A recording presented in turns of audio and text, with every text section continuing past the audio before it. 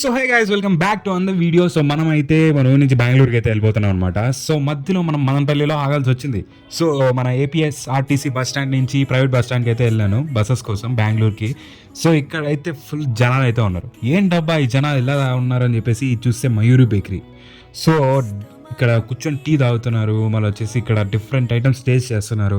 So నాకైతే tea తాగాలనిపించింది. So ఆ జనాలు ఏంటి క్రేజ్ అని చెప్పేసి లోపల రావాలనిపించింది. బట్ లోపల వచ్చిన తర్వాత vast amount of different items అయితే ఉన్నాయి.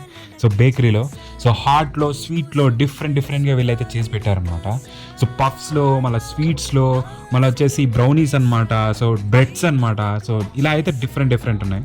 లోపల మాత్రం సిట్టింగ్ మాత్రం తక్కువే ఉంది. సో అలా మేనేజ్ చేశారు. సో చాలామంది బయట నిల్చొని తాగుతున్నారు. ఏంటబ్బా అనుకున్నాను. సో ఇక్కడైతే మిక్చర్స్ అయితే అన్ని డిఫరెంట్ వెరైటీస్ అయితే ఉన్నాయి.